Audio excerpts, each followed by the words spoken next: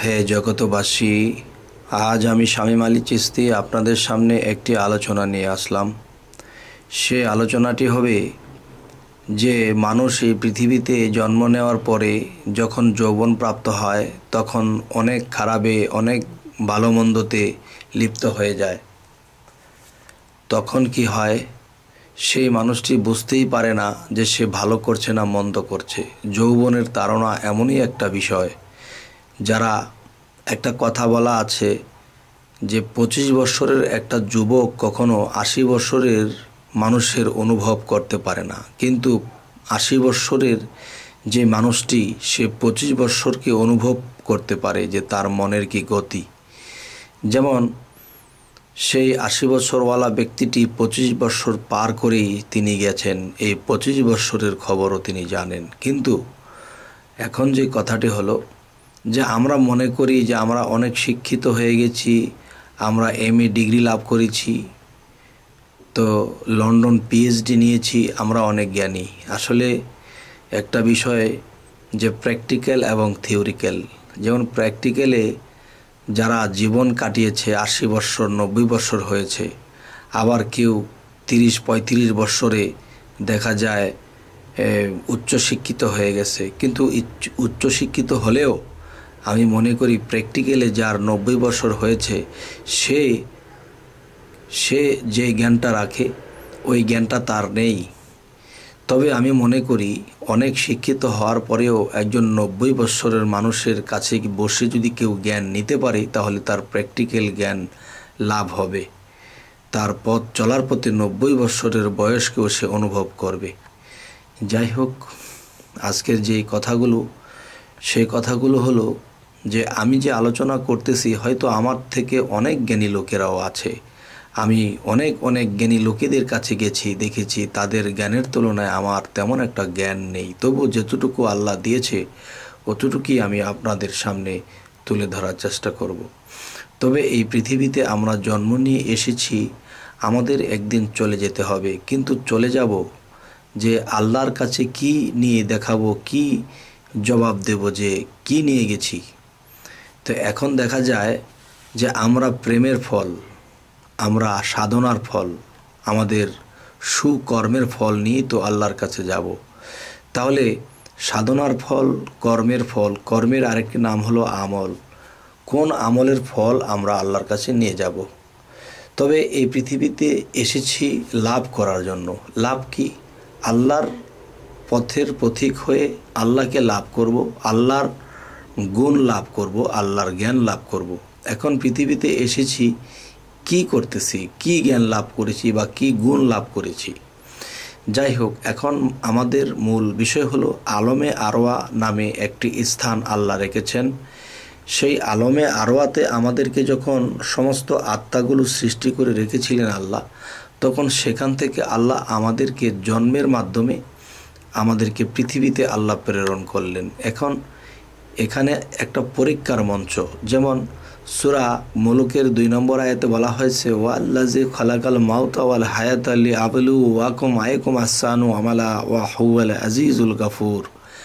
অর্থাৎ আল্লাহ বলতেছে, আমি তোমাদের মৃত্যু ও জীবন সৃষ্টি করিয়াছি পরীক্ষা করার জন্য, তোমাদের মধ্যে কে কর্মে উত্তম। তাহলে আমরা যে উত্তম হয়ে যাব এবং এই আত্মাকে পবিত্র করব, কি করে করব, কোন সাধনাগুলো করব। তবে সেই সাধনাগুলো আমি কবির ভাষায় বলে যাব, আমার চাচাগুরু জালালউদ্দিন খাঁ তিনির লেখা।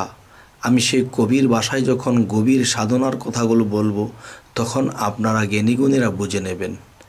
তো সেটি হলো, হাতনা তাওয়ায় দিবানিশি হয়ে যাওগে কামার পোড়া, শেষে যাবে লালবাজারে চারি রঙের নিশানুরে, অগ্নির মতো ধুধু করে মধ্যে জিনিস ভরা, হে হরফের চাবি দিয়া সধাই গিয়ে গোড়া, তালা খুললে নয়ন মেলে দেখবে সাদা 3 কোঠরা, 3 তালাতে এক নাম ফোটে, হাহাকার এক শব্দ ওঠে, ঢেউ লাগে ত্রিবেণীর ঘাটে, দেখছে রসিক যারা, ভালোবাসা ভবের আশা মিটাই আছে তারা, কেন তোমরা দৌড়াইলে না দমের গোড়া। হে জগতবাসী, এই কথাগুলো যদি কেউ বুঝতে পারে এবং এই সাধনাগুলো করতে পারে, তিনি অবশ্যই আত্মার মুক্তি পাবেন। তবে আত্মার মুক্তি পেতে হলে আরও কিছু সাধন তত্ত্ব আপনাদেরকে বলবো। যাবে যদি ছুটে আয় সন্তরে কই মন পাগল, ঘোর অন্ধকার ভয়ের সঞ্চার, না আছে পথের সম্বল, অষ্ট ধাতুর দেহখানি, চালাইতেছে খুদ কোম্পানি, মধ্যস্থলে আছে পানি, হাওয়ার যোগে হয় প্রবল, উপরে জলে পরশমণি, নিচে ঘুমায় অষ্টফণি, হংস রবে উঠিধ্বনি, সহাং শব্দে চলাচল, এই মূলদার হইতে নিয়া কুম্ভকে দুম আটকা দিয়া, ধীরে ধীরে চোখ মুদিয়া ধ্যান করো সহস্র দল। হে জগতবাসী, যদি আমরা এই সহস্র দলে পৌঁছাইতে পারি, তবে সেখানে গেলে আমাদের আরেক কর্ম শুরু হবে। তখন কি হবে? আমরা একদিন আত্মার মুক্তি ঘটাতে পারবো। আর আমরা যেখানে পৌঁছাবো সেখান দিয়ে যদি আমাদের দেহের থেকে আত্মাটা বের হয়, তাহলে আমরা মুক্তির পথে চলে যেতে পারবো। তাই মুক্তির সাধনাগুলো আমি আবার বলবো, অন্য একটা মুক্তির সাধন, যেই সাধনাগুলো করলে মানুষ এই পৃথিবী থেকে চিরমুক্তি হয়ে যেতে পারে।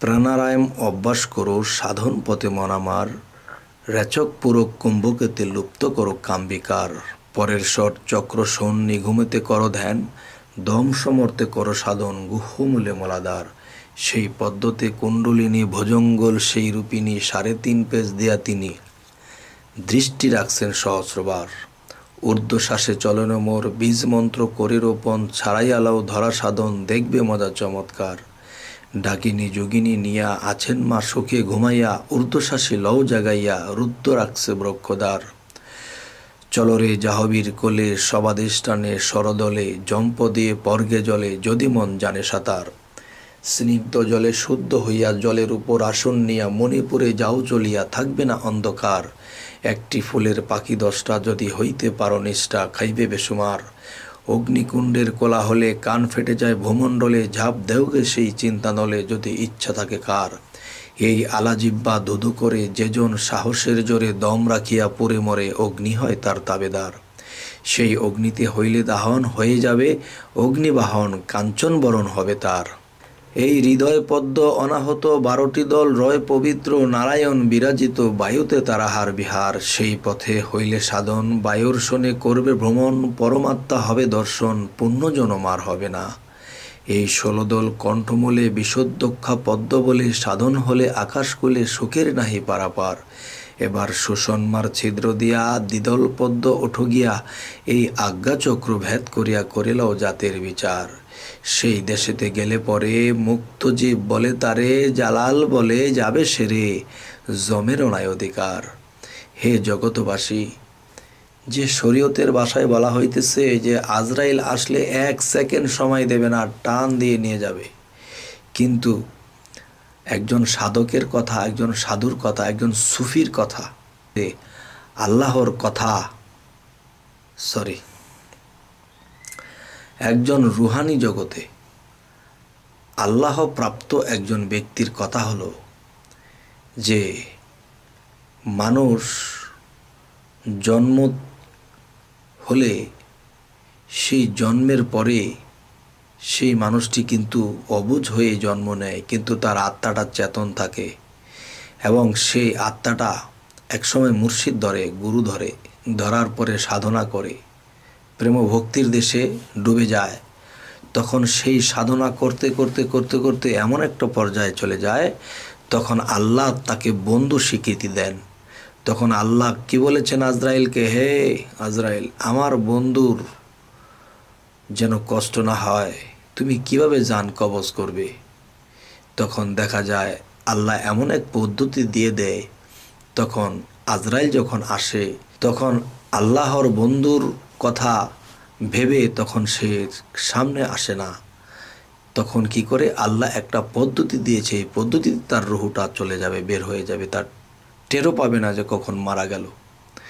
তাই বলতে চাই, হেগো জগৎবাসী, যে একটি কথা বলা হয়েছে, সুষন্মার ছিদ্র দিয়া দ্বিদল পদ্ম ওঠো গিয়া, আজ্ঞাচক্র ভেদ করিয়া করিল জাতের বিচার, সেই দেশে গেলে পরে মুক্ত জীব বলে তারে, জালাল বলে যাবে সেরে জমের অনায় অধিকার। সেখানে জম কিংবা আজরাইলের কোনো অধিকার থাকে না। তখন এখানে কি হয়, এখানে আল্লাহ তাকে জয় করে দেয়। হে জগতবাসী, আজকে যেই সাধনার কথাগুলো বলা হলো, এই সাধনাগুলো যার তার মুর্শিদের কাছে যাওয়ার পরে যখন এই চাওয়া হবে এই সাধনগুলো, তখন এই সাধনগুলো যদি কোনো ভক্ত করতে পারে তো ইনশাআল্লাহ আত্মার মুক্তি ঘটে যাবে। হে জগতবাসী, আজ এই বলেই রাখবো। তবে একটি কথা, আমাদের আলোচনাগুলো যদি ভালো লাগে অবশ্যই সাবস্ক্রাইব করুন এবং পরবর্তীতে আমরা যা কিছু ভিডিও আপলোড দেব আপনাদের কাছে চলে যাবে। তো আজ এই বলেই রাখছি, সকলেই ভালো থাকবেন। আল্লাহ হাফিজ।